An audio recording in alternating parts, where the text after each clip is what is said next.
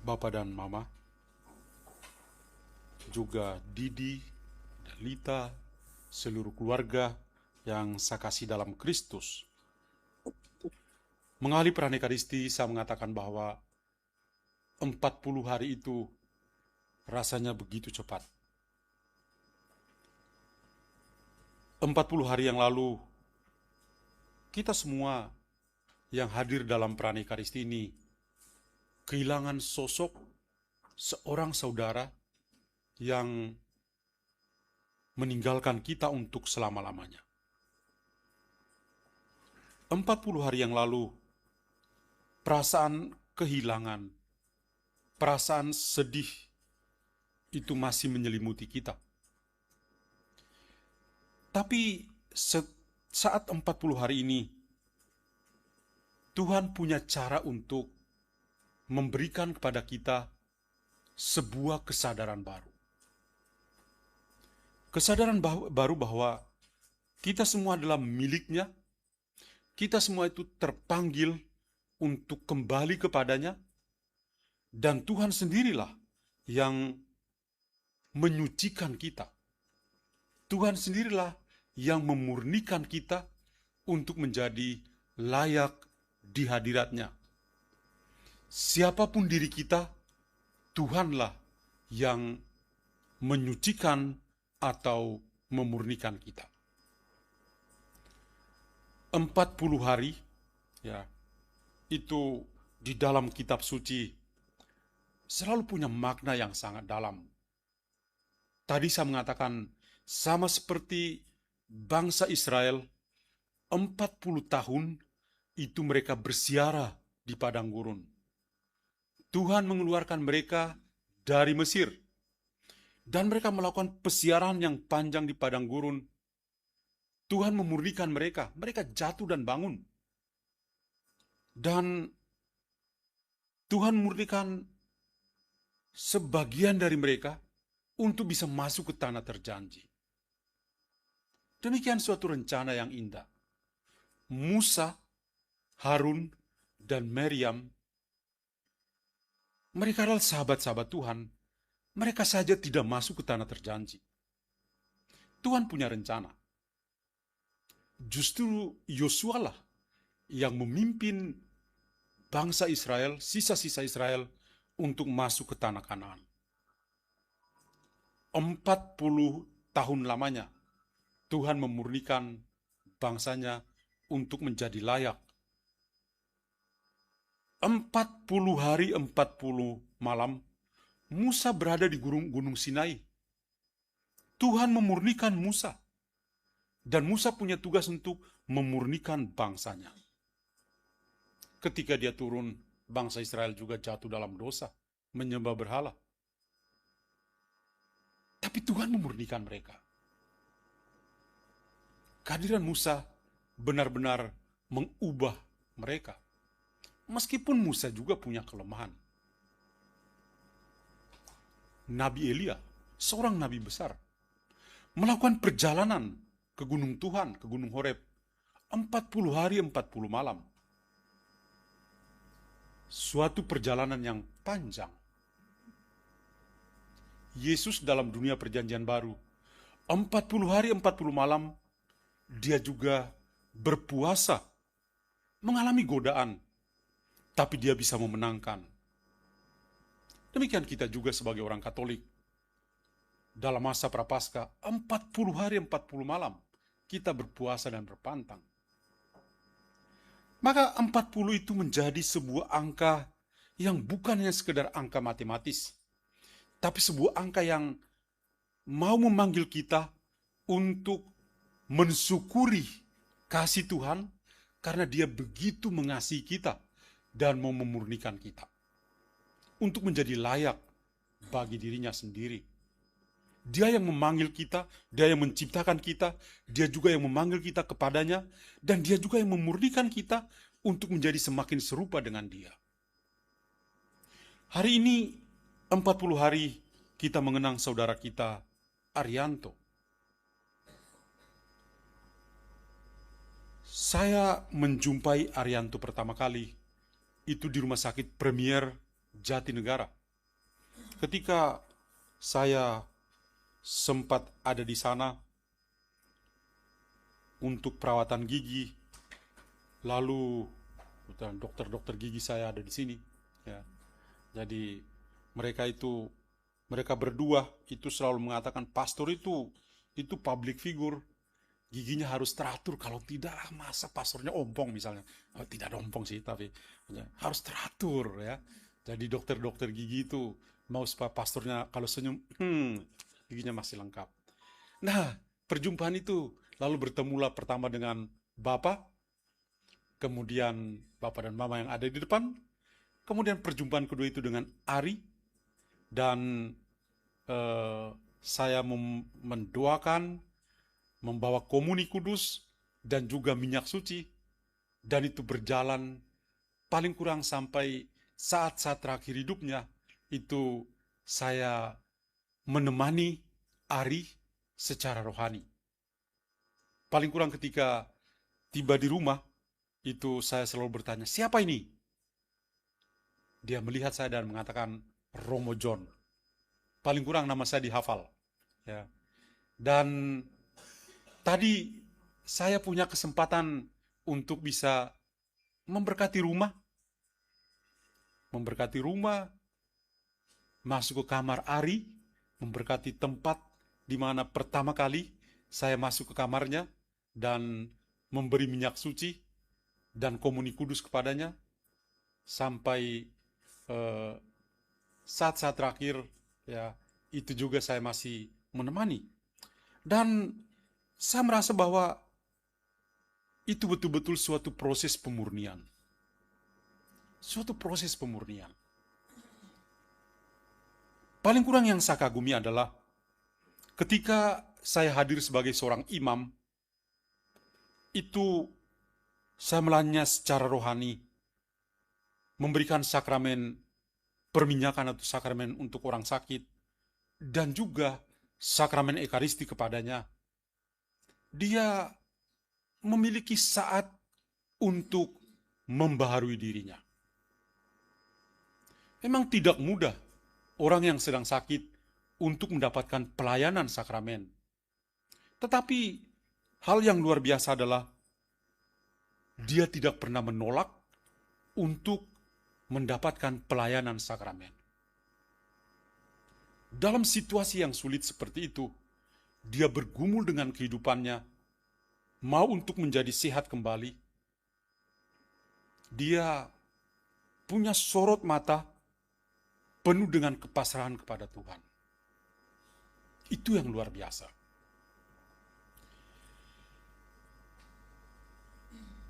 Kalau mengenang saudara kita Ari, hal pertama yang saya ingat itu bukan soal Ari. Tapi yang saya pertama ingat dan kagum adalah kedua orang tua yang ada di depan. Bapak Subagio itu usianya 90 tahun. Mami Popi itu 85 tahun. Ya. Suatu saat ketika saya berkunjung dari Pontianak dan saya kunjung ke rumah sakit di Geraha Kedoya. Setelah saya memberi komuni dan minyak suci kepada Ari, lalu Bapak dan Ibu mengatakan pada saya, Romo, kita rencana mau ke Penang. Saya terkaget-kaget. Bapak dan Mama mau ke Penang? Iya Romo, untuk apa? Mengantar Ari. Pertanyaan saya waktu itu adalah, apakah dokter mengizinkan Bapak dan Mama untuk pergi ke Penang? Karena mengingat faktor usia. Dan yang jawab waktu itu saya ingat Bapak mengatakan, iya, dokter izinkan bahwa kami pergi. Saya elus-elus dada karena usia 90 dan 85, naik pesawat dan pergi. Tapi, sangat luar biasa. Dan itu menjadi inspirasi yang sangat besar ketika saya berbicara kepada keluarga-keluarga. Saya bilang, ya saya bertemu dengan sosok orang tua yang hebat. Sama seperti Bunda Maria di dalam tradisi Katolik, Maria itu meninggal dunia setelah Yesus meninggal terlebih dahulu. Dia yang paling terakhir. Maria yang melayani Yesus.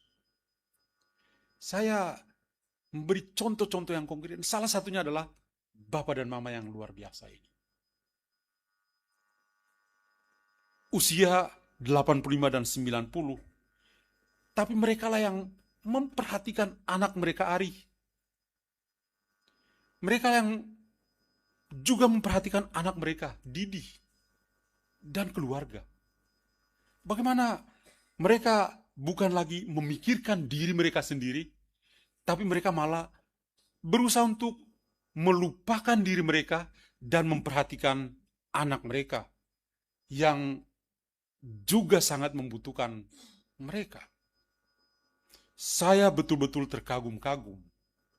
Tuhan itu selalu berkarya pada orang-orang kudus, orang-orang hebat, orang-orang luar biasa, seperti Bapak dan Ibu yang ada di depan kita. Tadi ketika tiba di rumah,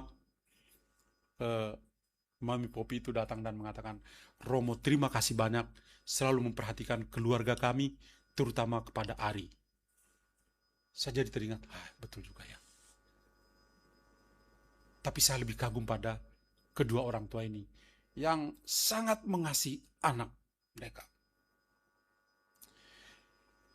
Saya memaknai pengalaman kebersamaan di dalam keluarga ini, baik bersama Ari dan pergumulannya, juga bersama orang tua yang betul-betul menjiwai sabda Tuhan yang hari ini kita dengar. Kalau dalam bacaan pertama, ketika Salomo ditanya oleh Tuhan, apa yang kamu mau? Salomo minta, berikan saya kebijaksanaan untuk bisa membedakan mana yang baik dan mana yang jahat. Dan Tuhan mengatakan kepada Salomo, saya akan memberikan kepadamu. Karena Anda memang agak lain. Anda tidak minta umur yang panjang. Anda tidak meminta harta. Anda tidak minta keperkasaan untuk mengalahkan musuh. Tapi yang Anda minta adalah kebijaksanaan untuk membedakan mana yang baik dan mana yang tidak baik. Tuhan itu menginspirasi keluarga ini untuk menjadi pelajaran hidup bagi kita semua. Saya memaknai pengalaman Salomo ini dengan pengalaman dalam keluarga ini. Di mana kalau Salomo itu ditanya, dia tidak mencari sesuai dengan keinginan manusia. Tapi dia mencari sesuai dengan keinginan Tuhan sendiri. Kalau saja Bapak dan Mama ini, mereka mengatakan, kami kan sudah usia senja, tidak perlu, biarkan saja Ari jalan sendirilah. Gampang kok kita sewa perawat atau siapapun dia perhatikan ya selesai, atau masukkan di panti apa ya udahlah seperti itu. Tapi sebuah pilihan yang luar biasa. Anak tetaplah anak. Usia senja itu nomor 2, tapi cinta kepada anak sebagai harta yang berharga seperti bacaan Injil itu sangat indah. Dan itulah yang dialami. Betapa mereka menjadikan anak itu sebagai harta yang sangat bernilai, sangat indah. Itulah yang Tuhan berikan. Mereka tidak memilih yang lain. Mereka tidak memilih untuk sebagai orang tua istirahat saja. Tapi mereka ternyata memberi inspirasi kepada kita sambil mengenang Ari, ternyata memilih yang terbaik, yaitu melayani anak mereka yang sudah dipanggil oleh Tuhan. Tadi ketika bertemu Bapak dan Ibu, masih ada sorot wajah kesedihan. Sangat normal. That's normal in our life. Tapi hati mereka besar. Hati mereka besar. Ketika beberapa minggu yang lalu saya dihubungi, Romo kalau nanti ke sini, Romo berkati rumah dulu. Berkati rumah, kedua rumah kami, yang kami tinggal, dan rumah Ari. Maka tadi tiba dari Pontianak, saya pergi dengan sopir saya yang hebat, saudari Oni. Ya, dia bisa ikut balapan si Oni itu ya. Padahal dalam hati saya atas nama Bapak terus ini. Ya. Ya. Dan ya sampai di sana begitu luar biasa. Kita berdoa. Semoga pengalaman kebersamaan dengan Ari, di mana kita belajar banyak sekali. Saat yang sulit, Ari itu masih berpasrah pada Tuhan loh. Ari itu berpasrah pada Tuhan. Kadang-kadang kita itu menderita satu hari, kita sudah ngomel. Bukan begitu? Ya, kita baru satu hari sudah ngomel. Aduh, kok kenapa saya? Aduh, kok saya sakit perut? Ari itu belasan tahun sakit.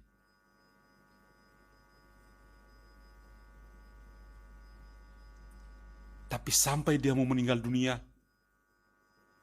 dia hanya minta, saya mau dikremasi. Dan saya mau dikremasi jam 3 sore. Itu luar biasa. Kita tidak akan seperti Ari.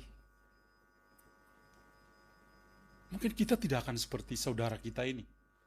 Hari ini kita belajar, aduh, ternyata banyak tahun dia bergumul. Banyak tahun mungkin dia juga membuat kita terluka. Tetapi ketika saatnya Tuhan memanggil, happy ending. Melihat wajahnya ketika di dalam peti, seperti dia sedang tersenyum. Benar-benar bebas. Benar-benar menjadi anak Tuhan. Saya kagum dengan orang ini. Saya kagum dengan saudara ini. Maka kita belajar bersama bagaimana hidup kita masing-masing penuh dengan pergumulan, sakit penyakit. Tiada seorang pun yang sehat 100%. Masing-masing punya sakit penyakit tersendiri, punya pergumulan. Hanya satu yang Tuhan minta dari kita. Apakah masih ada waktu untuk kita berpasrah kepada Tuhan? Apakah masih ada waktu di mana kita menyerahkan seluruh hidup kita kepada Tuhan dan akhirnya menemukan happy ending ketika dia memanggil kita? Saudara Ari itu telah pergi, tapi dia memberikan contoh itu kepada kita. Dan yang kedua tadi, yang tetap kita akan ingat adalah kasih dari orang tua. Hai keluarga-keluarga muda, berilah perhatian pada anak-anak kalian. Berilah perhatian pada anak-anak kalian. Biar bagaimanapun, mereka tetaplah anak. Bapak Subagio itu 90, Mami Popi itu 85, tapi masih memperhatikan anak mereka. Keluarga-keluarga muda, anak-anak generasi Alfa dan Beta yang paling terakhir ini, adalah generasi yang paling sulit. Jangan putus asa. Hai keluarga-keluarga milenial, jangan putus asa.